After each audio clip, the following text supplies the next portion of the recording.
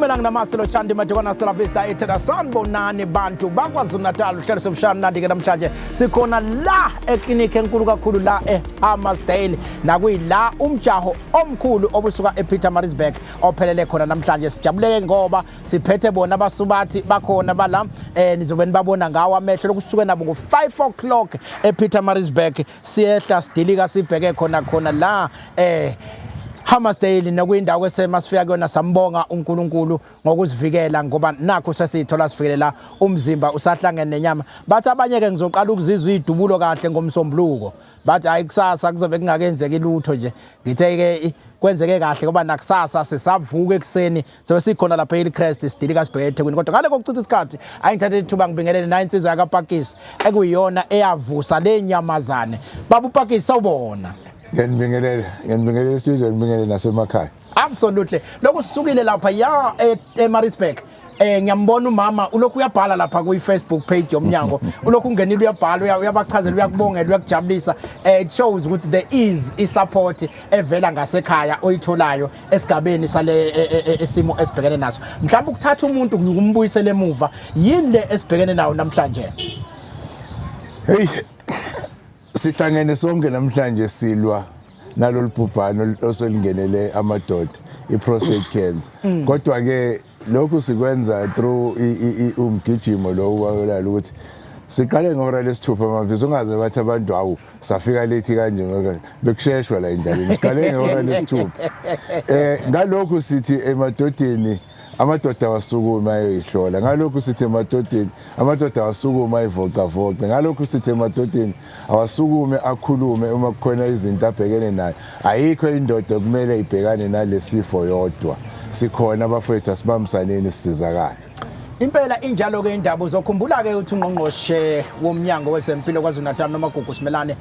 udaba lokusingathwa kweinkinga ezibhekene namadoda eminyangweni wezempilo udaba alisukumele kakhulu nokuthe lapho makuvela ukuthi prostate cancer isinakho ukubulala abantu besilisa abaningi kungamele ngabe iyababulala ngoba uma isheshe yatholakala ingakabi nawo amandla zikhona indlela zokuthi ngathibeka lensizwa ke kaPakisi enye insizwa ethe ekhambeni kwayo yayithola isidlula kuyo lendlela le ngiyafisa nje ukubeke umlaleli esithombeni baPakisi ukuthi wena uthole kanjani ukuthi umuntu mhlambe ohaqekile wawuse udila kanjani nabo.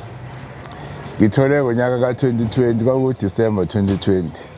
kwangelula because nami cishe njengawonke amadoda ngangicabanga ukuthi akusoze kwenzeka kumina futhi kwakuyinto engangayihluphi ngayo kodwa ke kuthiwe mase tholakala ukuthi nginayo into yokuqala engazama ukuyenza ukuthi ngithole ulwazi ngayo ngoba ngase ngifuna ukwazi ukuthi yini le ngibhekene nayo kahle hle ngayifundisa ke ngeprostate cancer ngathola ukuthi kakhulukazi into akakufanele ngabe yagwemeka kodwa ke ngokungazi ayigwemekanga ngabe sengithatha isinqumo sokuthi ngizoyifundisa more ngayo bese ngiyasiza umunye umuntu wesilisa engimaziyo nengingamazi ukuthi angangeni yena la engafika khona ngoba kunzima la ka prostate.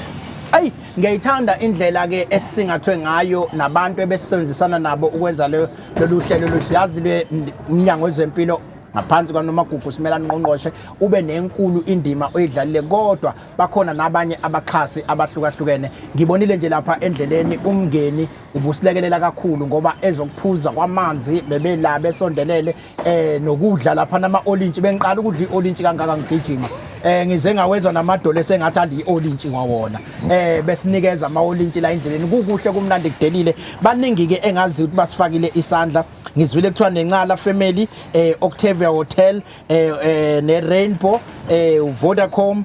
Right to Care Tembutu Bantano Club baningi nje abantu abangenelelele mhlambe nawe ke okubonga nje ngale kokuchitha isikhathi mhlambe kangako. Yo ngicela ukubonga kubo bonke abenze lo lusuku laba impumelelo njengoba usobalile khona abanye futhi khona abangani bami kakhulu abanye umshana wami futhi othe malume in fact angashonga namhlanje washo kudala athi malume ngiyohlala ngisemva kwakho and namhlanje ukhombisile ukuthi wayeqondisile lokho ukhona ke nenye khona lapha eMax Elite kuyi running club anda ubaba uMartin Ngwenya ngiyabonga kakhulu kumdu Dukhumalo wePhantani ibo bonke abantu abafake igalelo elikhulu ukuthi lolusuku lube impumelelo ngibonga kakhulu bese ke ngibonga ngokukhethekileyo umndeni wami wakaPakisi nowakadladla nabo abakhona la bathe ngeke uhambe wedwa sikhona nawo ayi umshana wakho ngumfakazi uke kwathi sesigudla le koKathorishi nami sengithi uma uyaphela wadonsa ngathi mangithi ngiyachecka ku cellphone mangibuthi sihamba bani speed yena ubehamba u65 kilometers per hour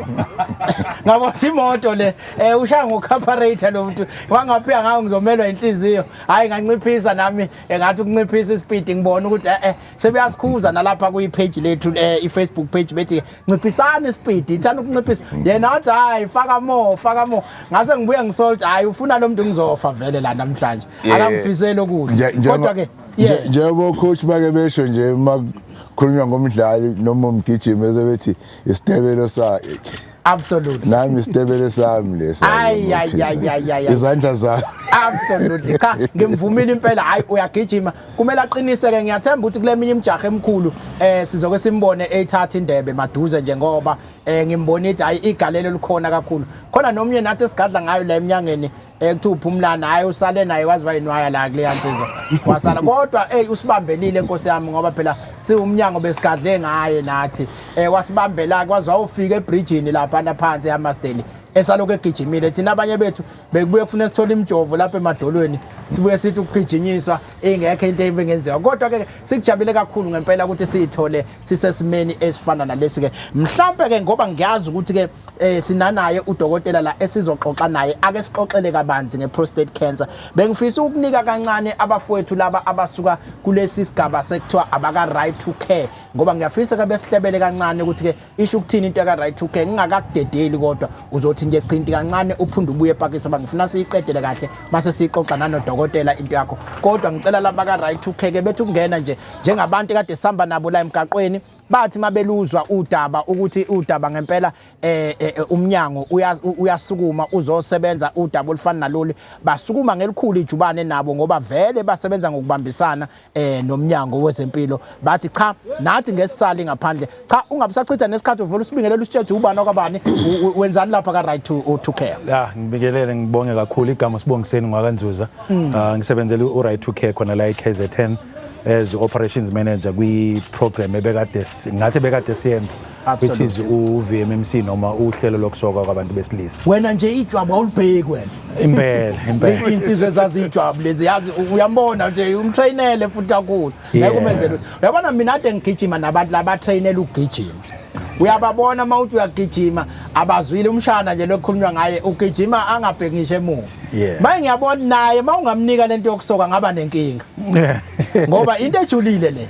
but ke kumhlobo nje phakathi kwa right to care nomnyango uthini uhamba kufike ephi umhlobo sibonge kakhulu so umhlobo bude kakhulu ngicabanga ukuthi right to care uqale ukusebenza ne Department of Health la eKZN from 2010 kulona lolu hlelo lokwenza 2010 yebo mawubheka makungathiwa bala amajwabu nje senawanqamula mangaka from 2010 ngicabanga ukuthi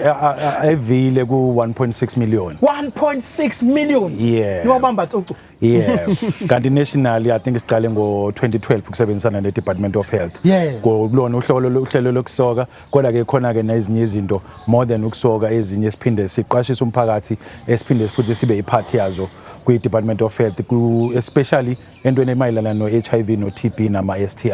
khona namanye ama program ebesibuye siwenza ngiyazi ukuthi leyo kusoka isusa olukhulu uhlevane la emajiteni ngoba ithi mayixoxa babuye begconane ngayo nabo ke abantu besifazane banakho ukugcona abantu besilisa kuthiwa mase kuxatshana sekuthiwa hayi wena onjani njani wena ongasokile kwashaqina isizaphi lento yokusoka mawuthi niyayilandelela nini eniyenzayo isiza kakhulu ngoba ukuze iqale nje yenziwe kwaqale kwenziwa ucwaningo ukucheck ukuthi uma ngabe abantu besilisa umuntu wesilisa osokile usizakala kanjani especially kulelu hlelo lo awusenayo indaba ngibuzela abanye njalo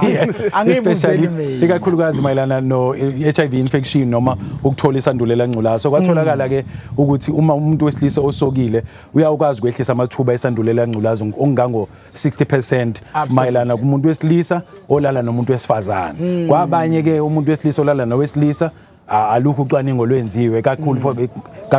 nomuntu futhi wesifazane to umuntu wesilisa alukho ucwaningo lwenziwe kodwa kowesilisa olala nosifazane kuyawehlisa ikakhulukazi ngamathuba ngango 60%. Kodwa ke ukusoka akusizi lokho kuphela, kuyehlisa nezifo zocansi ezithathelanayo ama STI amaningi ke esingawabala nawo akhona. So kuyi program nje esiza ikakhulukazi kukhona konke lokho. Ngizwile ukuthi aniseze ukugxila kakhulu la ekubhekeni ukusoka kuphela ba cha engathi leminyaka nje ubusushile u15 benihleli nje lapha kuyijwabu. Manje engathi ke senizoba nokukhula ke ekusebenzisaneni kwenu nomnyango sizonibona senibheke ngakuphi ke manje. Ngibonga kakhulu. So I think njengamanje i program lebekade siyenza ka VMMC iyagcina siyagcina thina i program ayigcini. I program yaka department izohlezi ikhona. So hlala sibasika thina kunjalo. Ngiyakubuka nje ukuthi siyagcina wena. I program ayigcini. Ithina ezo right 2K support ebekade sinikeza i department yokusoka ezogcina ngomhla ka 30 September. However asigcini ke ukusebenzana ne department uhlelo esizama ukuthi singenelele kulona kuhlelo le men's health. Ngani ngoba i men's health ayizukufocus kuphela kuyijwabu kodwa izofocus kumuntu wesilisa holistically. Kuzoba ukuthi umuntu wesilisa mangabe ekhala ngokuthi uphethwe ikhanda sikwazi ukuthi simsize. Mayethi udinga uqala ama ARVs noma utholakala ukuthi unesandulela ngculazi sikwazi ukuthi simsize. Singene nako mental health mayelana nendaba zamadoda. Kuningi nje sokubheka kodwa sobe sibheka umuntu wesilisa wonke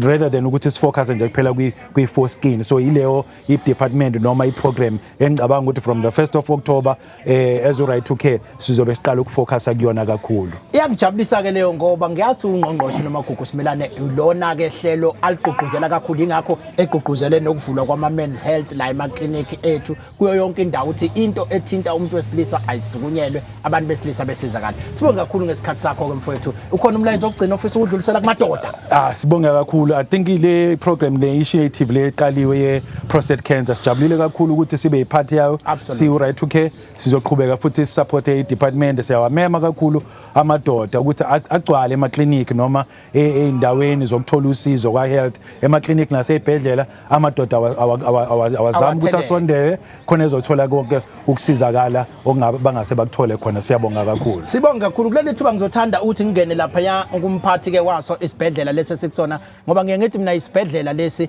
ake sitshele ukuthi njengoba amadoda ebengaphezulu kwa 50 abebezokhuluma la namhlanje ikuphi mhlambe ekungagcina ke sithola ukuthi kwenzakele la eclinic lakho elikhulu kangaka. Ngaphambi siqala ukuxoxa nawe sitshela ukuthi ubani okabani wenzani la emnyangweni. Sanibonani, igama lami nguPhiliso Sibo. Wenzani emnyangweni? Ngusekela umphathi wamanesi. Absolutely. Siyazi ukuthi ke namhlanje bekunohlelo olukhulu olwenzeke la. Ngale ukuthi besigijima nje sizophelela la. But kusukela ekseni nibe nohlelo olukhulu lwamadoda obenilenza. Awubeka umuntu osekhaya esithombeni benenzani kahle kahle la. Kahle kahle ebesikwenza namhlanje la ehlengisizwe besihlola umdlavuza lo obizwa ngeprostate cancer kubantu besilisa ngokuthi besithatha igazi kuqale besibafundisa ukuthi uyini lo mdlavuza esiubizwa ngeprostate cancer sibaqwashisa ngawo sifaka nezinye ke imfundiso njengeindaba zokusoka nokunye okuphathelene kakhulu nabantu besilisa. Kodwa ke okube kungqowa namhlanje bekuwukuthi abantu besilisa sithi abeze ngoba lo mdlavuza izinga lawo kubantu besilisa liyanyuka and bayagula liyababulala ngoba abantu besilisa banenkinga yokuthi bayancane ukusondela kakhulu emtholampilo. So namhlanje besifuna bazi ukuthi sikhona and bazi futhi kabanzi nangalo mdlavuza bazi futhi ukuthi bangawuhlolela kanjani ukuze basheshe bathole kuse-early kungaze kufike la begula khona. Ngichazeke kakhulu mangifika la ngithola ukuthi nje ninendawo enkulu engangegilawundi ekuthiwa nje la ekubonwa khona amadoda kuphela ekuthiwa i-men's clinic. Awusithatha usibekeke ke ukuchazela abantu bala eHammersdale namaphethelo ukuthi mangisuke ngifuna ukuzosebenzisa le men's clinic yini ekumele ngibe nayo ngaleke kwalokho esikwaziyo ukuba umuntu wesilisa. Akukho lutho uma umuntu wesilisa osuka kule ndawo ufanele ube nalo. Kufanele usuke nje ekhaya uze lana emtholampilo wethu sikwenzele ikhadi bese siyakuyalela la uzoya khona eclinic lamadoda. And okuhle kakhulu ngawe uyindoda siyakusheshisela ubamba ulayini isikhathi eside awuyi kohlangana nabanye abantu besifazane nezingane unendawo yakho nje la uzofika ungene khona ubone namanye amadoda uthole nethuba lokuxoxa yonke into efisa ukuyixoxa namanye amadoda anindawonye and uzobonwa futhi indoda awuzubonwa uneso wesifazane amadoda asibonana namadoda kube mnandi niyasoka yini lapha ya endaweni yamadoda yebo siyasoka amanye ama programs eninawo mhlawumbe athinta amadoda ama programs esinawo athinta amadoda ikona ukusoka ikona lokhu kwe prostate cancer ilokho okunye kokuthi mawubona ukuthi umuzi ngathi usuya kuyathithibala uyathithibala lapho ke ngagcwala ulayini omude mawungayilungisa kahle uvulelekile ke ukuthi bakuhlole nakulolo hlelo bakutshela ukuthi uzosizakala kanjani no sibonga kakhulu umphathi mhlambe ninaso isibalo sabantu enigcineni babonile namhlanje yebo sijabule kakhulu namhlanje ngoba besikala ukuthi mhlambe sobona abantu abawu70 kodwa sigcine sesibona abantu abawu74 esibathathile nje amagazi and abanye bayithola same day imphumela yakhona yebo ayike sibonge kakhulu umphathi bengizofisa ukuthi ngaphambi siqede ukuqhubeka nohlelo lwethu ngikhulule umphathi bese ngithola umshana ngoba umshana ugijime kakhulu esuka lapha ya ePietermaritzburg ebheke khona la Bedlela esikhulukazi sala eHammersdale esiyiklinikhi bakwethu ngiyazi ke ukuthi ke umshana umuntu ogijimayo kumnandi ukuzwa nakumuntu ke obekade ekhona egijima sizwe ukuthi ke ngabe kwenzakaleni insizwa sitshela ukuthi ubani wakwabani igama ulema wakapakisi ngumshana waDumzani Pakisi absolutely angithi ngiyayithanda lento yokuthi ke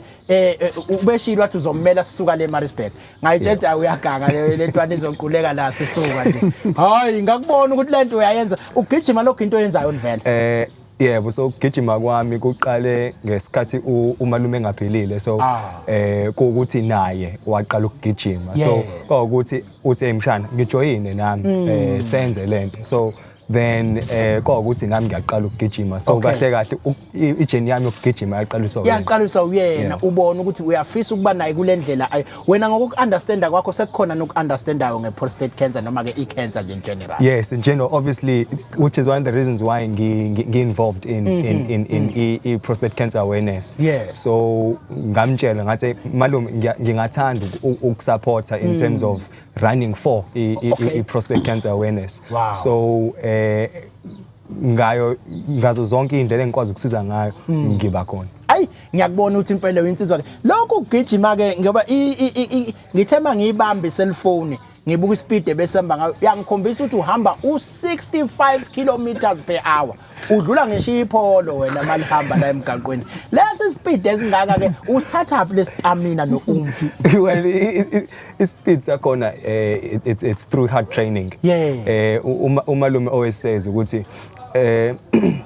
it's not about the distance that you're running it's more of the type of training that you're doing and training yena angifaka kuyona is hills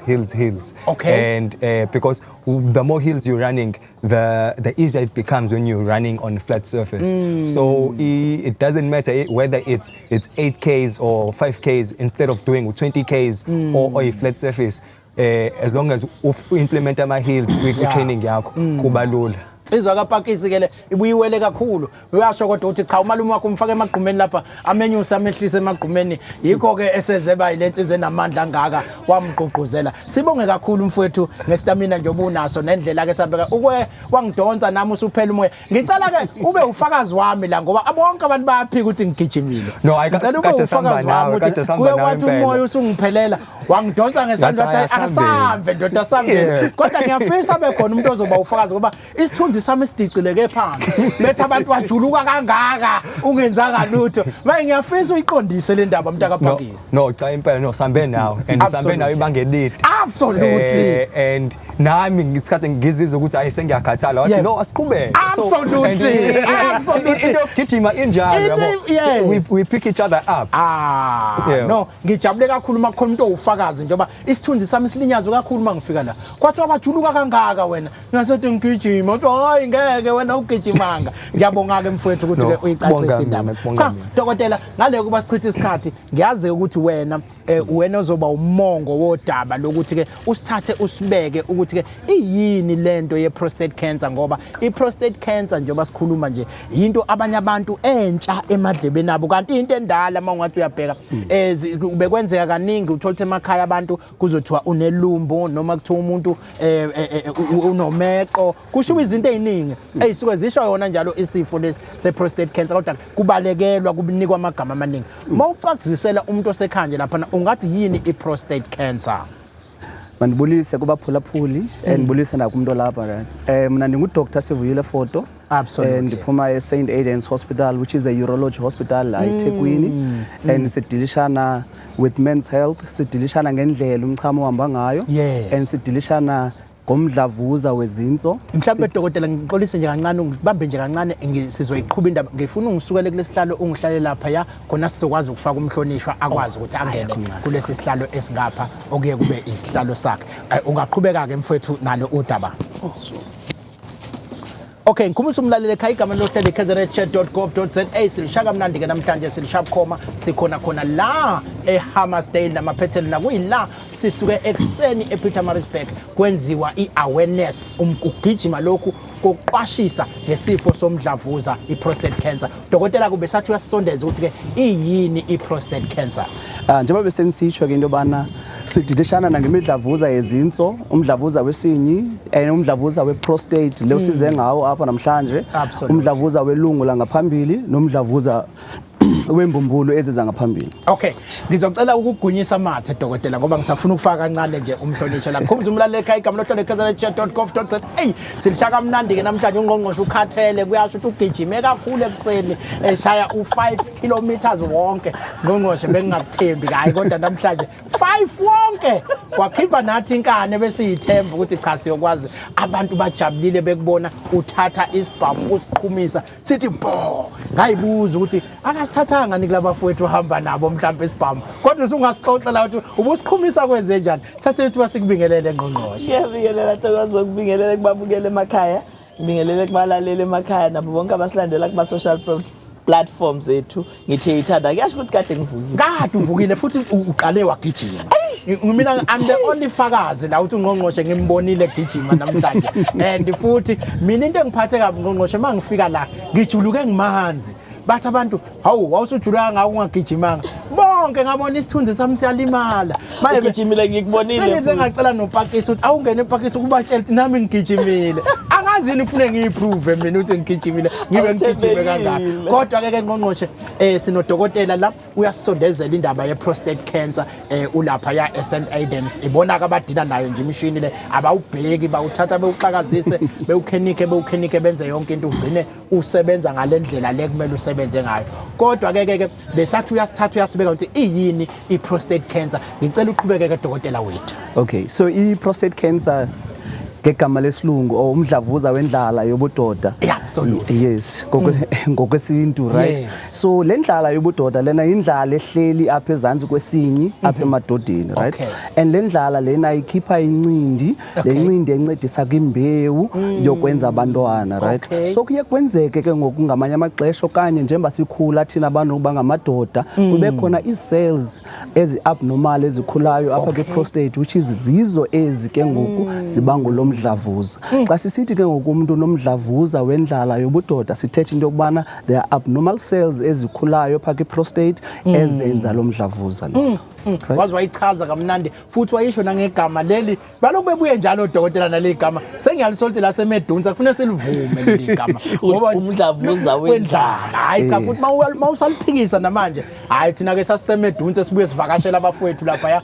siyavumelana naye wawulizwa la ephasishini sasilizwa la emaphasage masidlula sixoxa but ke mfowethu ngiyazi ukuthi ke abanye bazofisa ukwazi ama signs and symptoms sibona ngani ukuthi ke kungenzeka ukuthi sekungacishe kukhombe ukuthi insizwa leya Pakisi isitshela ukuthi waya yena ethi uyoyicheckela nje kungekho lutho engezwa lutho emzimbeni kodwa wathi mayisethola wathola ku stage 3 engathi i-stage ke igijima ku 5 noma ngazi lapho 6 kodwa nje wayithola useku 3 yena ngokwe stage manje ama signs and symptoms icishe kube yini Okay, so indlela evela ngayo le prostate cancer, right, ivela ngezigaba ezintathu. Absolutely. So iba khona i-cancer apho sithi khona it's localized. So i-cancer localized ilapha ke-prostate kuphela. Okay. And then lana ngamadoda angazuba nazo impawu zento yokubana ukhona umdlavuza. Okay, Right? okay. So lana madoda singilana sithi are asymptomatic ngokwesilungu, awanazo impawu zomdlavuza. And then isigaba esilandelayo sithi locally advanced. Okay. Right? So which means lo mdlavuza lona so ulapha ke prostate kodwa ufikelele kulamalungu asecam ke prostate, which is isinyi, seminal vesicles, and then the urethra itself. So into enzekayo apha kulana madoda uzawave khalaza ngendlela zokuchama, Okay. athi ndiyaya mhlekazi etoilet kodwa ndifika ndime phana ngithi ndiphusha Yebo. kube kungasaphusheki. Angivumela abanye abafowethu njalo. Absolutely. Abe lo mchamo lona usiwa apha phambi kwami, funeka ndivuke ebusuku ndiphinde ndiyochama, ndithi sendigqibile uchama, funeka ndiphinde ndibuyele ndiyochama. And then uzawubona ngamanye amaxesha kukhona igazi apha kwimbewu lena yokwenza abantwana okanye nawo umchamo Ukhona uyibona imbewu? Anijonge madoda xa iphumileyo. Hayi angazi kodwa ke okay asithathe ngotsheke udokotela. Cha, uthi udokotela. Yebo. Bhekani konke okuphuma Okay. Noma kwenzekile. Uyibona nini imbewu ngoba phela ke kodwa ke Hayi bheko. Sengaze kuvela ukuthi abanye bethu amanje Kodwa uzabawasebenzisa. akhona amadoda afikayo athi ndibone kukhona igazi phaka imbewu. Okay. And then xa uzama umchecka si try to investigate sifumaniseke uba le ndoda kanti nomdlavuza wendlala lobudoda. And then isigaba sesithathu ke ngalana amadoda afika lo mdlavuza so usabalela apha emzimbeni. And then lana amadoda azawukhalaza ngenhlungu ezilapha emqolo, azawukhalaza ngenhlungu esemzimbeni, and uzafika ke ezithe ukuzaca kancinci ngokomzimba, amanye aphele nobaphele because umdlavuza lona so usabalela. Mina nginakho ukuthi odokotela bekhuluma ngibe ngibuka lapha eTV yabo ukuthi okay ngibe ngikalaza. Umdlavuza so usabalele ke ngozezo mpawu ezo. Absolutely. No dokotela ke ngiyazi nenigqugquzele kakhulu ukuthi manifike ikakhulukazi noNgqongqoshe ayigqugquzela kakhulu into ka prevention is better than cure. Mawukuthi ke mina angabi nakho ngingayivikela kanjani ukuthi igcine ngangiphathanga le prostate? Okay, so there are kukhona ama risk factors wena are modifiable lana sithi siyakwazi ukuwatshintsha. Okay. Then kube khona ke lana ke singazukwazi ukuwatshintsha. So lana singazukwazi ukuwatshintsha i-age njengoba sikhula nje singamadoda i-chances zento yobana sizawufumana lo mdlavuza lona ziphezulu. I-skin esisethu njengoba singabantu abamnyama i-chances zento bana sizaba nawo lo mdlavuza nazo ziphezulu. And then okwesithathu i-genes it's also genetically if wayekhona umuntu ekhaya owayene cancer yomdlavuza i-chances zakho zento bana ungaba nawo lo mdlavuza ziba high as well. And then ke ngoku the modifiable risk factors ezikwazi uzitshintsha ke ngoku indlela esitya ngayo, indlela esiphila ngayo, it's like lifestyle modification itself. So sizawuthetha apha ke nge-diet,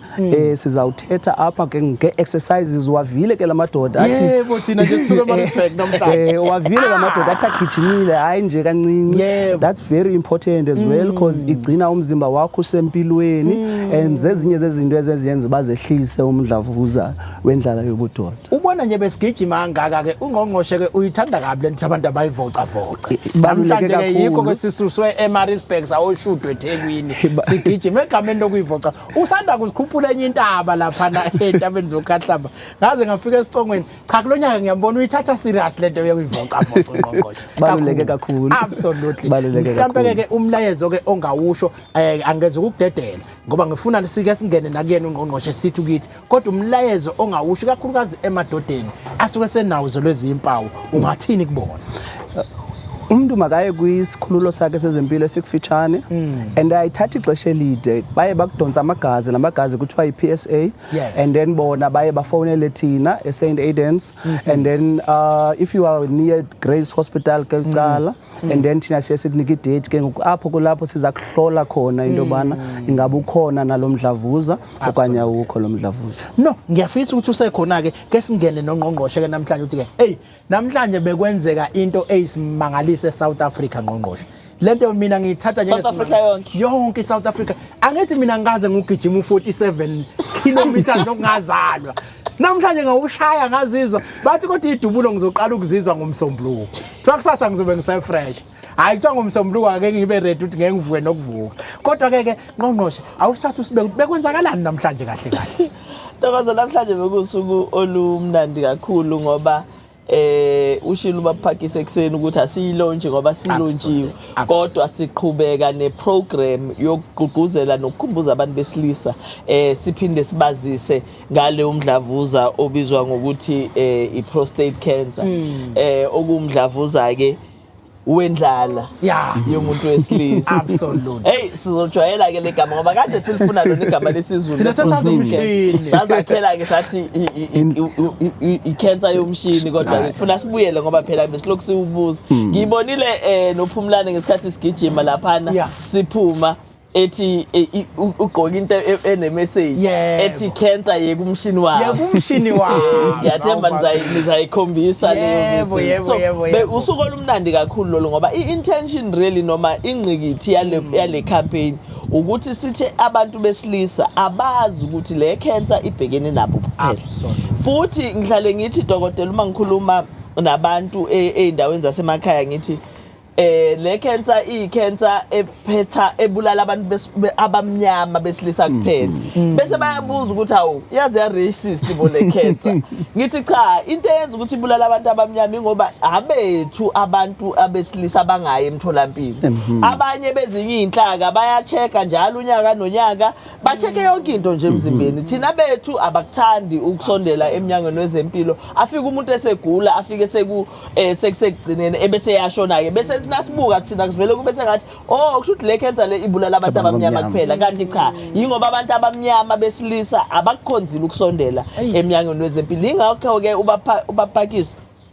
njenge survivor wathi umeqhamuka nale campaign sayixhumela ngempela ngoba siyafisa ukuthi abantu besilisa babone omunye umuntu wesilisa oseyihambile le ndlela babone ukuthi cha indlela ehambekayo lena indlela engafisi ukuthi uyiqhwaye kodwa iyadinga ukuthi wena njengomuntu wesilisa ube proactive empilweni yakho so abantu besilisa siyabanxenxa siyabanxusa ukuthi abaye eminyangweni wezempilo bayotesta ngiyakujabulela ke Ntokozo ukuthi udoctor useyasho ukuthi cha le ya test ababeyisaba abantu besilisa ayisekho kakhulu bathi sebevele baqale ngokukhipha ukudonsa amagazi bacheke ukuthi izinto zakhona zimi kanjani uma ngabe ke kukhona okunye abakudingayo sekungaqhubekeka kodwa nje hayi okwamanje ayisekho le ibagqumisa abantu besilisa abantu besilisa bayisaba into kodwa ke ningasabi kufanele nomjova bawuthanda abantu besilisa ngqongqoshe sike sanikwa ithuba bangaphezulu ka74 abantu besilisa abafikile namhlanje la bezoyihlola bascreenwa kwathathwa amagazi umphathi wesibhedlela kade la nje ohlelweni esixoxela lolu daba lolu andike bebekulambele kakhulu ngqongqoshe sasho ukuthi cha njengoba bade nibambekile labeni bambeke khona mhlawumbe usazosihlebela nako khona bekwenzakalana kodwa nje ngqongqoshe bebekulambele kakhulu bethi bathi bacela lolu hlelo luphinde every day every day ngoba bathi bayayiqala into ukuthi behlanganiswe behamadoda bonke angithi bebelandwe ko wonke amakliniki around lapha eHammersdale bathi bayaqala behlanganiswe bonke sebezo omunye uthi belokho esaba uyikhuluma inkinga usethi mayiseyiza uthi hawu kanti angedwa abanye uthi usiyaqala uyaqaqeka na uthi hey yazi nami njalo nginayo le nkinga nami nginayo inkinga baningi ke ababone sebephuma bezizwa be right bacelile ke omunye emphako bayiphathise ngisho district director bathi bacela kudlulisele ngqongqoshe abe ne meeting yakho mhlambe ka 2 hours nje ekutshela ngalezi zinto ade bebeyixoxa kodwa eziningi ezinhle ezikhomba ukuthi abantu balijabulele uhlelo lwakho ngqongqoshe bathi bacela ke ulusabalalise lugcwale yonke eKwaZulu Natal ngiyazi ukuthi ke ngokwezinga sekukhona ngisho namaklinikhi owavulile ngqongqoshe ukuthi ke abe nabo usizo labantu besilisa ungathini ke ngaphansi kwalolu hlaka lo Ntokozo mina ngijabulela nje ukuthi abantu besilisa baphumile uyabona lento ebesisho ngeviki eliphelile ukuthi Hammersdale abaphume ngobuningi babo abantu besilisa beze bazothola le service uma ngabe uzothola u78 wabantu besilisa ngosuku olulodwa kuyinamba enkulu kakhulu lokho ngaphansi kwehole elilodwa ngaphansi kwehole elilodwa kuhlangana insizwe ezu45 kunzima kakhulu 74 hayi uliwe kakhulu hayi nokusetshenzwe kakhulu so siyakujabulela ke ngiyayizwa ke into yokuthi bayacela ukuthi siphinde siqhubeke nalo uhlelo selisabalalise ngicabanga ukuthi into esingayenza le nangu nomphathi we district ukhona ngiyacabanga ukuthi ayidingi ukuthi kuze kukhishwe inqwaba yezimali idinga nje ukuthi sikwazi ukuhlanganisa usuku olunjena sithi lolu suku usuku labantu besilisa. Kodwa ke njengoba kadusho sinazo inhlelo zokuthi kunama clinic athize esiwahlonzile sathi lawo ma clinics sizowenza abe men's clinic ngoba abantu besilisa babe sebekhuluma nathi ukuthi cha bona banakho ukusabasaba ukuyokhuluma phambi kwabantu besifazane ngezifo ezibaphethe ngoba uthi angafika la abone nayo intombi inhle kanti intombi ubeyibingelelile eTexini zona kanti kufuna aphinde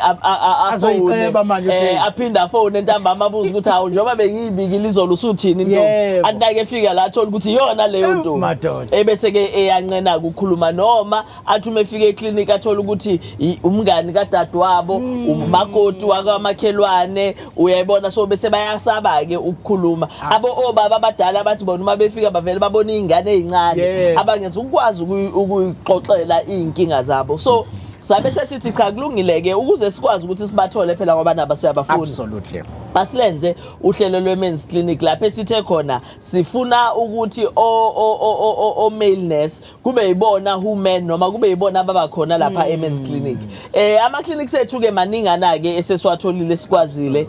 ukuthi abe nayo i-men's clinic ngicabanga ukuthi singaphezulu ka 150 manje sigijima la sesisondele lapha sibheka u200 250 inkinga esinayo enkulu kwamanje ukuthi besingakabi nawo o male nurse abanele ukuze onke lama clinics akwazi ukuthi abe nabantu besilisa abama nurses engikujabulelayo ke kodwa ukuthi njengoba si recruit unyaka nonyaka akhona ama male nurses ayenwayo lapha njengoba sasiqala nje sayibiza sayixoxa le ndaba 3 years ago bakhona abaqale ba trainer so siyayibona inamba yama male nurses yanda sinethemba ke lokuthi bayothi mase beqedile bese nabo baba ne interest ukungena kulama male kunama male clinic male friendly clinics ethu so siyacela ke abantu besilisa ukuthi abasondele uma ngabe uclinic yangakini ayinayo i-men's clinic buza kunesi ukuthi umuphi unesi oseduze engakwazi ukuxoxa naye ngikhululeke ungabe usuyajika phela ngoba bathi nabengena ubaba abona izingane ezincane abona amantombazana amancane abona ukuthi ngeke ngikwazi ukuyichaza le ndaba avela athi hayi ingane yami ngiphethwe ikhanda aphume nepanado kanti yena ubengadinga ipanado bedinga okunye okuqina qinile so uma ngabe ubona ngempela ukuthi cha awukho comfortable ngicela umphathi wesibhedlela umtshela umphathi wesibhedlela ukuthi nginesifo impela engidinga ukusikhuluma kodwa ngiyesaba noma ngiyancela ukukhuluma phambi kwengane uzobe seyakuhlelela ke uma ngabe iclinic yakho yenye yalama clinic angenawo ama male nurse ngenhlanhla nje ngqongqoshe nje basila singemuva kwayo ke la i-men's clinic iyo le inkulu ingangegilawundi ngale nami ngithe ngifika nje ngangifika bakupheshe bakuhlohla yonke into angithi bengihamba inanda kakhulu engathi bezongiluze na usuza lapha sengizehle ngisizwe kunendawo lapho nezihlalo zokulala namadoda nilale nibheke phezulu unese lokho enibuza nje ethi how are you hey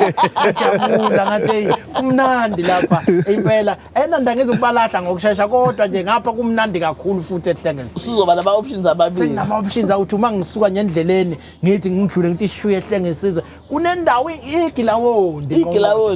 ayasibo iziyosithela ngale lokhu kubheka umuntu wesilisa nje ngathi nalapha akuseyithi kodwa yini nalapha yini siyenziwa yonke into hayi kuhle la ehlengesizwe ngqongqoshe mhlambe ke abanye ke bebekhala ngokuthi bacela lolu hlelo unyaka nonyaka lube khona singalibona nelibuya ngonyaka ozayo definitely futhi ngendlela obuyimisela ukugijima ngaye ekseni kungenzeka lelo livele lingaphinde liphele lelo hlelo akufanele ngoba uhlelo olunjena Ntokozi lolo lusondeze ebantwini ufuna siqhubeke nje nepartnership yethu nobaphakisi neorganization yakhe siphume futhi siye naseyindaweni zasemakhaya ngoba nakhona iyafuneka kubalekile ukuthi silenze lolu hlelo ngiyakuthanda ngendlela onothando ngayo nendawo zangakithi phela lisuka le emakhaya thina uma ukhuluma ngekhaya ngivele ngijabule ukuthi angigqume ngeqa isihlalo ngoba bayangivimba futhi le emakhaya bethi hey siyakubona ukuthi uhlala ukhuluma ngathi la Msinga ke bathi angibaphawuli ngabo kakhulu imention Msinga lokukhuluma ngonongoma kuphela ngixolise Msinga kodwa ngiyanisho ke namhlanje and lapha Msinga ke mawukuthi awubasho bakukhomba ngesibhamu Athena wena ungisho wena yini ungangisho manje ngiyaxolisa sengiyanisho ngiyanimemeza nani Msinga cha ngqongqoshe enye ke yezinto mhlambe engazi ukuthi sithema sisuka nawe sigijima ekseni uyimisela usuku 5 km kwangena ucingo kwengathi khona la bese kufuneka kuye khona ungasihlebela mhlambe ukuthi ke ikuphi lapha bekumele uthi ihulukuqu khona kodwa bengubona ukuthi ubufuna u47 wena ufuna la kwasho ukuthi lolu ucingo selingenile ke kodwa ke siyacela usihlebele nje Nkosi yami ukuthi ke bekwenzakalani kanti angilalanga ke nasebusuku ngivocavoca ngiselela ubakithi ukugijima kusuka ngo6 nje lalela uthi wenzela ukuthi amalunga angabi ibhlungu ngoba kusho njalo phela kuthi ukuze ukwazi ukugijima kahle kufuna uqala uyiqaqe ayi ubuready ngiyabatshela bangikholwa ke ngithi mina sithe sifika ungqongqosho besefikile besimukelwa uyena lapha uyena besimukela sathi ukuthi hawu kanjani manje hayi wathi esuka futhi wathi hey manina waqhumisa isibhamu sathi sisabheka lokho kwenza kwakusuka ngamajubane wala ngithi ngiyambamba ngepace kwasiza ucingo olungenile lathi tidididi ngathi hey hawu bakithi Nontokozo really usuku la namhlanje kuseni beluluhle kakhulu ngoba i program lethina esiqala ukuyenza for the first time so ngoba ihambe ngalendlela ngiyajabula kakhulu into engijabulisayo futhi ukuthi bekunalama professional runners angazi noma ubashilo yini impela ubashilo uPakisi omthembu kodwa ngimshilo umthembu lo kwaba unumber 3 nje hayi ubungeke kwaba unumber 3 yazi phela ngimshiye kanjani ngimbamba ngendaba bese ngiqinisa ipace ngimbambe ngendaba ngiqinisa ipace ngike ngathi ngiphethe iselula ngqongqoshe angiyazi leselula yami noma ineyinkinga kodwa ngeke ngayibona ithi 65 kilometers per hour yeah wena uhamba 65 ngiyacabanga ngazi phela noma kwenzakalani kodwa ibivezwe 65 kilometers sihamba sinqamula ngempela ubona ukuthi kubi siyagijima I think ngiyafisa nje ukuthi sibonge kuwo wonke ama team yama professionals ekade igijima kukhona the Pink Lady I think okade khona la ekseni so it was really very unkiphinkani uPink Lady ukiphinkani ngibonile ngaleyo capacity ikhona lento yokubuka umuntu ummake ngothi ngoba ngathi ukhula la ngizombamba ngani mangithi hayi ngeze uyaphela umoya kimi lokho hambile nengabheke no beku i program ehle kakhulu Ntokozo namhlanje besivakashe sino emisuduma sivakashela imndeni izolo kube nengozi embali lapho okulimale khona izingane ezincane ngoba bekuyitekisi belitransporter abantwana akade beesikolweni abawu4 badlulile emhlabeni kuleyo ngozi siyafisa nje ukuthi sidlulise amazwi enduduzo emndenini bese kuba khona abalimeleke baseyibhedlela zethu ababili base Grace omunye use Northdale Hospital abawu4 balapha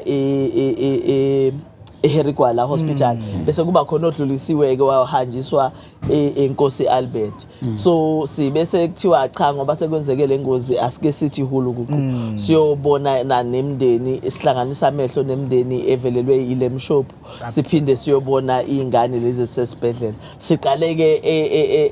crash lapho kuyikhona imoto epaphalazile yangena khona yacisha limaza izingane ezincane nakhona ngenhlanhla izingane lezi ezincane beziqhelisiwe kwase kulimala lezi ebezisemotweni siyafisa nje ngempela ukuthi sidlulisa amazwi enduduzo kodwa uma sibabuka laba basesibhedlela sekukhona ukuthi baba stable sebe stable sebe abatreata ke manje balandelele siyathandaza ngempela sithandaza nabo sithandaza nemndeni ukuthi uNkulunkulu abahlenge kodwa siyajabula kakhulu ngetreatment abayitholayo lapha ngoba even ama families kade esho ukuthi njengoba belana njena izibhedlela zibaphethe kahle kakhulu sifisa ke kubasebenzi bezempilo ukuthi baqhubeke nalowo umsebenzi omuhle ngoba ama families uma ephatheke kabi bayakunaka kakhulu kuyanakeka Ntokozo ukuthi uma ngifika ngiphatheke kanzima wena ongamukelayo ungamukela kanjani ingakho imndeni ifisa ukubonga idlulise bayidlulisile ukubonga eHerigwala kwi leadership yakhona esibhedlela nase Grace bashilo bachaye siyabonga siyakujabulela kakhulu lokho kodwa ke sizobe silokhu siyinakile ke ingane siyibona siyi-observer sibona ukuthi ukupho kunye abangadinga usizo ngalo no indaba ke lezo ezibhlungu ezenzeka kwi-province nokuyindaba ke sihlale siyibabaza nje Nkosi yami sibabeke emkhulekweni evikini sazoqhubeka sithole ukuthi kuzohamba kanjani izinto ngibonile ke nalapha na okhwini ukuthi ke ikliniki yeminyakanyaka eyayikade ke iphakamisiwe ngibonile ususondelela lapha na engazi ukuthi impela hayi ihambile manje kude mina ngiyangijabuleke mangibe khona kuphendula isoyi kungekho lutho ngibuza ukuthi labantu abasukela ugwadulo nje bazobeka into ethini mase ngibuyela sengiyabona hayibo sekunama room lapha ya ngathi akusikho lapha esasikho nikathi ngichazwe ile ama room kodwa ngqongqoshe okulala labo okulala ngabona nje sesizokwazi nokuvakasha lapha kunama room ngqongqoshe uzizwe kanjani mawufika ke sekunomsebenzi ongako wenza ngizwe kuthiwa kunomthetho oshayiwe ukuthi akunama visitor angenayo la kodwa ke ubani ongashaya umsebenzi onesihluku kangaka ewubakithi cha Ntokozo i-clinic ebesiyoyibuka siyokwenza operation siyahlola kuyona i-clinic yaseNyavini enye lama clinic esasibuloku siwamemezela ukuthi azokwakhiwa kwase kuthiwa uyakhuluma nje ngeke yenzeke leyo nto ngoba siyokhethwe alukho ukukhetho namhlanje i-clinic yakhiwe iku 80% yabona nje ukuthi kwezinye indawo uyabona ukuthi sirufiwe kwezinye indawo isishoda kancane lapha nalapha kushoda ama tiles phansi so sijabule kakhulu ukuthi leya clinic yethu siyaphela njengoba usho ukuthi kunama rooms kunezindlu ezu8 ezizohlala abasebenzi bezempilo angisahaleli ukuba umnesi nomdokotela uhlale khona ngingafundaphi nje bazohlala khona ke so that ngoba indawo eqhelelene kakhulu nedolopha kunzima ukuhamba sihamba i-hour nje siyakhona sihamba ku gravel i-hour so uyabona ukuthi i-clinic state of the art efana naleyana kuleya ndawo ibalekile futhi kubalekile ukuthi kube nendawo yokuhlala so siyajabula kakhulu ukuthi kune progress mhlambe ngisale sengixoxa nje indaba yasemtubatuba isibhedlela esincane esiyi-CHC ngoba kukhona osopolitiki abasebeyithatha bayenze ngathi udaba lupolitical enye sa announce ama clinic amathathu sasesibala nayo i-CHC saya futhi sayokwenza i-sorting samshiya ucontractor esekhona wathi eseqala eseclearish site wathi unational hayibo lento yenu iplan yenu nisebenzisayo iplan endala ufuna kube neplan entsha eCHC ezokwakhiwa ngawo so iyona into yenza ukuthi kube nzima ke ukuthi siqhubeke sisalinde lokho so as soon as sithola approval so bese siyaqhubeka uservice provider appointiwe konke wayesekhona on site eseqalile ukuthi asebenze kwasekuthiwa asime so ngifisa ukuchaza lokho phathi ngijabule kakhulu ngeprogress yethu lapha eNyavini clinic seshoti clinic eyodwa ke sofuna siyoyibona manje le empaphana sibona ukuthi sihambe kanjani ngoba le yasemgungundlovu sesayibona lapho sezizolo sibone yaseNyavini sekushoda le yi1 hayi umtuba iyachaza ke indaba yawo bakwethu ukuthi iyeza nayo and into engayichaza ngale plan entsha ka national kuthiwa ke ina namagumba athe kuba makhudlana kunale plan endala lokho kwenza ukuthi ke kube ukuthi mhlawumbe kuyilinda kuzosilekelela ngoba sizothola into ethe ukuthi thuthu ngobukhulu nobubani isibhedlela lesi kodwa yabona lokho bese kubona izolo mina ngiyakubona ukuthi kuyisibhedlela nakhona njalo la ngeke ngathi kungena ngqongqoshe la ngaphakathi kuze kube nembhede lapha kusasibhedlela impela le CHC le kwakumele kuthiwa nje isibhedlela ngoba ngabe ziyinqwabe ibhedlela kwaZulu Natal manje ke kodwa ke ngithe mangena ngaphansi ngamonti hey kuze kube nanembhede iningi into eyenzeka lapha kuhlolwa namagazi mawonke akukho kungahlolwa uyabona cha sekuyisibhedlela impela lesi absolutely cha ngqongqoshe ke bengizofisa ukuthi ke udokotela ngaphambi kuba naye simdedele kulolu hlelo ngoba besibuka into ye prostate cancer emva kokugijima ongaka ngqongqoshe yazi ngikubonitha ubunomdlandla ngempela lo 5 km ushayile uthe uyeka ubengibona uphatheke kabi ubuyifuna lo 47 yikho ngifisa ukuthi ke bephinde bekuthi hlanti maduze nje bekumemeze mawukuthi bayagijima opakisi bengakuyeki but ke njengomuntu ke osidila naye ne prostate cancer ike yaba khona ke into isikhathi esiningi ebithinta ukuthi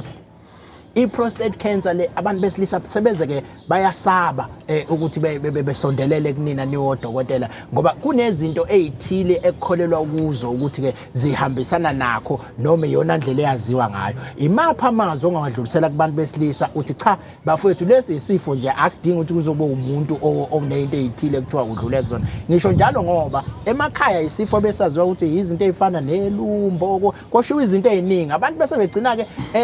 efuna ikhenika ngendlela ezihlukahlukene but iyayithini message yenu njengamanje ba sekuyinto esesinayo iproof nangupakisa ukhona uyasho ukuthi lento le nami yayikhona kodwa isifusukile ihambe yaze yaphela yipi message enidlulisa kubalaleli njengoba besenishilo kumhlekazi wami intobana lo mdlavuza lona is just abnormal cells ezikhulayo apha emzimbeni, and factors get genetic factors lufuzo and then environmental factors, izinto esikhule sizitya, izinto esikhule sizenza apha ebomini, then ke ngozizwe eziziye zenze into yobana kube khona ezi cells abnormal. So ayikho into umuntu ayenzileyo erongo emzimbeni wakhe ukuze abe nayo le cancer. Nami ngomso ningavuka kuthiwe le cancer ikhona, nabani na kungavuka kuthiwe le cancer ikhona, and I think there's quite a lot of idols esazizaziyo ezizaba nawo lo mdlavuza wedlala lobudoda. So if uhlele ekhaya nje ungumuntu wesilisa sukoyika ukuza kuthi asisayenzi la finger test madoda unless kunyanzelekile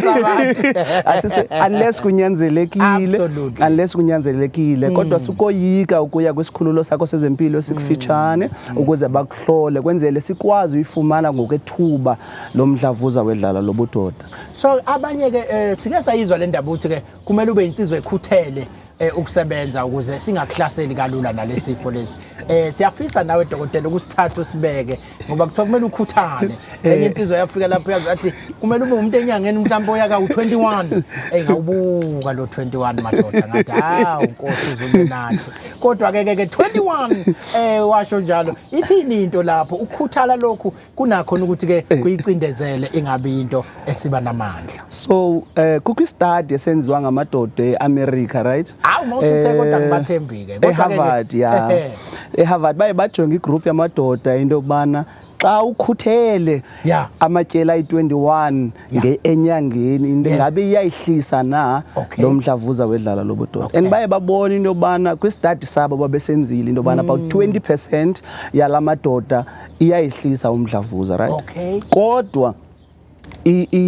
igama lesilungu elithi controversial because ayizukwazi ukwenzeka kumuntu wonke. Njengoba besenithile into kubana zi-genes ezi that are more susceptible and thina abantu bamnyama iyasulela ngokwemfuzo rather than ngokwendlela oqhuba ngayo, right? And ayonto thina sizayo as a urologist akhona into izayimela, or as a urologist in training akhona into izayimela ndithi bana funeka indoda isebenze kangako ukuze ingabi nawo lo mdlavuza. Ukhonzile dokotela. And kodwa ke nokusebenza kakhulu funeka nomama avume into bana singasebenza kubeka i21 apha enyangeni. Ungabi ngathi kuthiwe mandenze kuwe. Phela mina ngafika ekhaya nami ngayibika indaba. Dokotela uthe 21 bafowethu. Azameke lakhiwe ikhalenda. Manje ke kuyadudulwa ngempela nje. Uphusha u21. Funeka sivumelane into bana lo 21 siuphushe sobabili. Okay. Ngoba phela lento yenza nanokuthi ekhaya bese mhlawumbe ulekeleleke ukuthi mawuthi akwenzeke u21 uzama ukuthi uphusheke nawe ngendlela ngempela ukuthi ke ugcine uzameka. Kodwa nje impela ikhalenda elisethiwe emizini eminingi elikhona ikhalenda. 21 waphela asifuni prostate cancer igcine ke isithola indawo. Dokotela ngamafuphi ke manje awusigoqele ikakhulukazi sengifuna ukufaka upakisi esekhona ungqongqosha ake sibeke naye okugcina. Ungathini ugoqa nje imessage to amadoda kulesikhathi sesigaba samanje? I-prostate cancer iyanyangeka, especially if siyifumene at a very early stage. Absolutely. Right. Sinazi indlela that we do into bana sinyange le prostate cancer. Ayisosiqalekiso sobomi bakho bana phakathi. Naxa siyifumene sekulate sinazi indlela sizame ukuyilawula kwenzela ukwazi uphila ubomi obude. So ayikho into bana umuntu makahlale ekhaya azicingele kakubi, and ayikho into yobana umuntu makangayi kwisikhululo sezempilo. So sitsho nje thina as abantu base urology into bana sikhona and sikhona for nina nize kuthi diyabulela. Hayi uyezwa ke nawe usekhaya bakwethu uyasho umfowethu la abantu laba ama specialist ngqongqoshe abadila nje naleli pipe leli lebona nje lawo amapipe lawa bawakhenika bewavuselele wonke lapha enemshinini womuntu wesilisa. Angeke ke ngisagxila kakhulu ngicela sisondeze lensizwa yakapha ke sikhombisa umlaleli ekhaya igama lohlelo kznlchat.gov.za silisharp namhlanje sehlenge isizwe eHammersdale eHems. Wawazi ukuthi uyozulishaye eHems lolu hlelo lolu. Kodwa kuyabanda ke eHems ukuthi bekhona ugogo umuntu enixabene naye ubekhulekiwe kwathiwa kungashisi namhlanje ngabe siqulekile iningi lethu bese ngesifike phela dlala ukusuka eMaritzburg ngenyawo uzufike la ufike la Siyakufica le ndaba ohle kuphumlana ukuthi uhamba ngenyawo. kodwa ngizokhona izinto engezwe kuthiwa ziyenzeka uma ukade ugijima banginika umsombuluko ngifuna ukuyobona izobe sezenzakalile Phuma inzipho. ngezwe kuthiwa inzipho ziyayiphumela ziyaphuma kodwa ke ngizofika ngibone umsombuluko ngizonishuthela awuzaphuma nazi uquthu ziyaphuma mfowethu Pakisi ngiyazi ukuthi iphupho lakho leli owathi mawulibeka kungqongqoshe walemukela ngezandla ezimhlophe wathi ungqongqoshe ebuza ukuthi yini oyifisayo ukuthi kuyenzeke nje emhlabeni wathi uPakisi ngisafisa ukusuka ngeenyawo eMaritzburg ngiyongena eThekwini kwathi usho kwabaziyo sobe sikhona ngqongqoshe ubukhona ngibonile futhi ukuthi ubukhona nakho namanje ukhona kwathi asiyobe sikhona Pakisi nangu ungqongqoshe usephambi kwakho siyabonga kakhulu ngqongqoshe sibonge nakumnyango ngaphandle kokuthi namhlanje uphumelele lokho besikufisa ngaphandle kokuthi sigijimile okunye sikufundile ade sikhuluma nomshana manje sifunde ukuthi amaphupho ayafezeka and amaphupho ethu afezekile and I hope ukuthi umphakathi understand ukuthi bengewona amaphupho kaPakisi nje noma kwaPakisi kuphela amaphupho awo wonke amadoda ngoba njengoba usho nje ukuthi amadoda awaphumela obala kulula ke kumadoda mayesebona ukuthi kanti abantu mayekhuluma kuyalalelwa mayekhuluma kuyazwakala and ngathemba ukuthi akuzophela la kuphele khona namuhla nje uhlala usho nje bomphikiswano nongqongqoshe ukuthi ufisa liye naseyindaweni zasemakhaya siyathemba ukuthi ngokuzayo solithatha silise emakhaya ukuze amadoda wonke asizakale Ngqongqoshe sithole okukhulu kwemukelwa emgaqweni abantu beshayela amahuthi bengazi usibaluleke kangaka beshaya amahuthi nami ngize ngiphakamisa isandla ngizwe selijulukile ikhwa ngapha kodwa ngiqhubeke ngiphakamisa isandla sibonile ke namngeni water bebesivimba yonke indlela besipha amanzi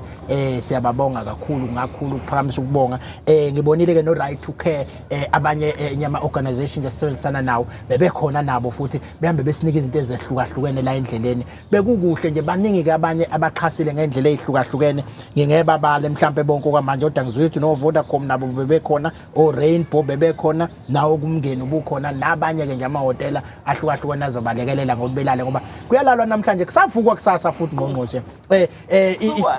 kusasa sisuka awusithathe sisuka kuphi ngoba phela akumele kube yimini osho ngoba ngizobe ngisuka khona kusasa sisuka eHillcrest siya St Aidan's ngendlela sasihlele ngaloko hlelo sasingasho ukuthi amadoda wabhalise kodwa nje sasifake inamba lapho ukuthi abafuna ukwazi basithini ngayinamba yama calls esiwatholayo ngazi ukuthi kusasa kuzobe kunzima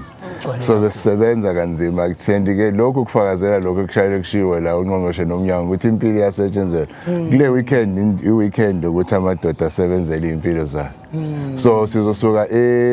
Hillcrest ngo 5 o'clock ekseni siyophelela St Aidan's ngizocela abafisa nethimba lakho libe selungile ngoba ngo 7 so bese sinqonqoze sangweni hawu yeah so bese sishaya sangweni futhi hayi ukuthi siyobe sifika so bese sike salinda sanika ithu bese siyashaya ngo 7 yebo sivule Go 5 yes absolutely hayi ukuthi kuyahlanganwa no futhi u4 lokuvukwa ngawo ay u3 futhi kahle kahle ngoba phela indoda nje ukhulume ngekhwaphi into yafanele igezi indoda fanele ilungisela ngo5 manini kanti kuyageza ngokugijima Ngifela ukuthi vele uzojuluka cha mina sengisho phela bangivele ngavuka ngagqoka ngashona bengazi ukuthi kuvuka ugeze futhi kanti kodwa usugezile manje sengize ayi uyabona ke ijacket yami kade ngifakazela uthi imanzi angazi ukuthi bakuthatha uphi bethi angigijimanga kodwa kuthiwa imanzi ijacket bafethu ngiyacela ukuthi isithunzi sami simusa ukucekelwa phansi ngiyazi ke ukuthi ke engqongqoshe nakuwena imarathon le ebisho olukhulu ukugijima lokho okusho okukhulu imessage yakho ke mhlambe kubo bonke abagijimile engijabulelayo yokuqala nje from into esho baPakisi Ntokozo is that kusasa uthi kubukeka sengathi abantu bazobeba ningakhulu ngiyajabulisa ke lokho ngoba kusho ukuthi uma ngabe sikhuluma sisonke senza ikhona abantu ngempela bayalalela and calling and it's exciting into enhle Ntokozo nento eyiprovayo le campaign ukuthi umnyango wezempilo uwodwa uhamba kunalapho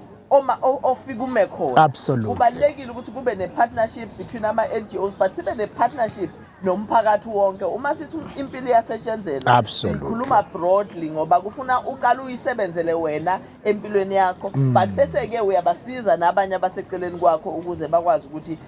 babe aware ngezinto eziyinkinga. Ezinye zezinto azidinga imali, zidinga nje amandla akho ukuthi kube wena okwazi ukusiza abanye. So ngijabule kakhulu and I'm very excited ukuthi kusasa siyaqhubeka, and njengoba kuthiwa abantu bazobe bebaningi kakhulu, hayi so besikhona ngempela sizoba iphathi yabo so that sikwazi ukuthi siyigcizelele le ndaba ngoba kade siyikhuluma. Sekuyabonakala manje ukuthi engathi seyiyalaleleka, kodwa yazi intenze ukuthi laleleke yini ngoba kukhona umuntu osukumile othi nami bengikhona kodwa sengiyisurvivor. Sambeni ke kuyaphileka impela, sifuna ukuthi ebantwini besilisa kuyaphileka, kodwa kufuna siqale sikwazi ukuthi siyithole kuqala. Therefore uwoze emnyangweni wezempilo sizokwazi ukuthetha. Uyazi ngqongqoshe enye into ebengingayazi la emnyangweni ukuthi kunento ekuthiwa ama-physiotherapist. Sithe masifika basibamba ngemasaji.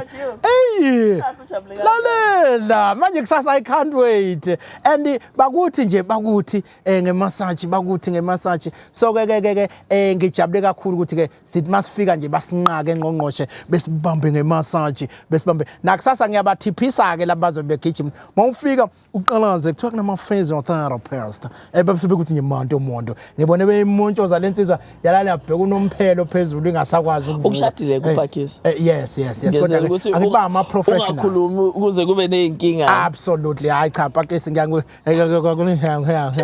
absolutely. Ngqongqoshe asilivana uhle. Siyabonga kakhulu. Absolutely. Kuba kwesikhathi akuhlale kusiphazamisa ngabe ke silishaya kuze kuse asivalelise sithi kulungele ke phakathi.